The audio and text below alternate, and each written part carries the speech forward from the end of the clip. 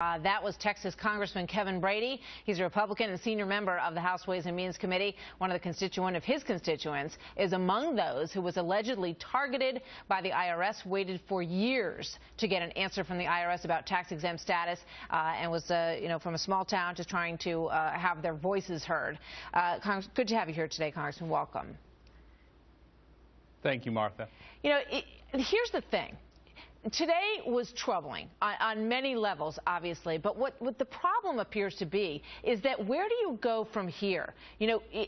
What's the backstop? Where's the recourse? If the Department of Justice is not willing to take it seriously and to make sure that this hard drive is investigated for potential criminal charges of destroying evidence, how are you going to get anywhere in this entire investigation?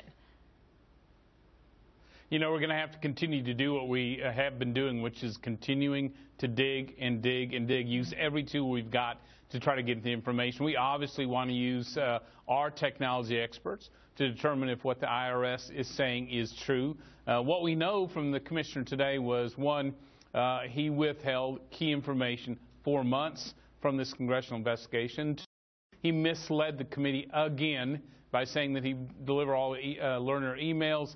Clearly, he's not, and he knew at the time he could not do that. And so we've got continued uphill battle because they're stonewalling.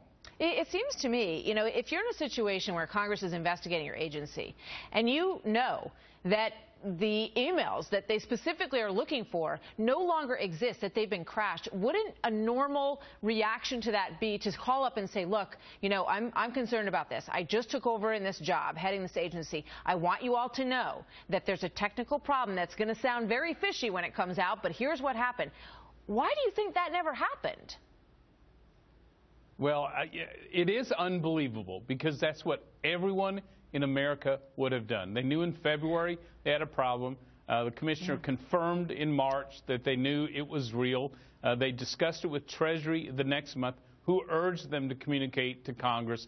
Then they said, we will deliver all the emails, knowing it wasn't possible, and now they said, we've got them. They're forthcoming. Don't worry, we're going to give them to you. After they had been made aware that that entire hard drive had crashed, it belies credibility, frankly. But I do want to have you listen to this soundbite from the White House spokesman who spoke today, Josh Earnest, and here's what he has to say to you and your colleagues. There's zero evidence to support Republican claims, and that's even. Again, these are investigations that have a pretty transparent political motive. So I'm not sure that there's a whole lot more to be discovered here. He says there's nothing there. Yeah, they've been saying that from day one because they don't want anything discovered. This is the same White House, we can remind ourselves, that told us this was a few rogue agents in Cincinnati. That was disproved within 2 weeks. Then they claimed that liberals and conservative organizations were targeted. That was disproved within the month.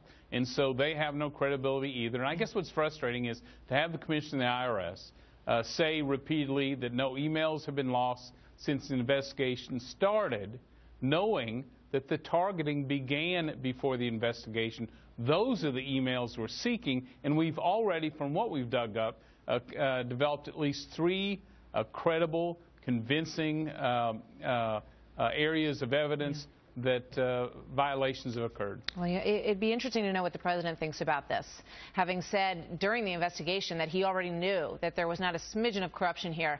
It'd be great to know what's going through his mind when he hears this testimony about these hard drives. Maybe we will find out. Thank you very much. Good to see you here tonight, Congressman. Thank you, Martha. So today,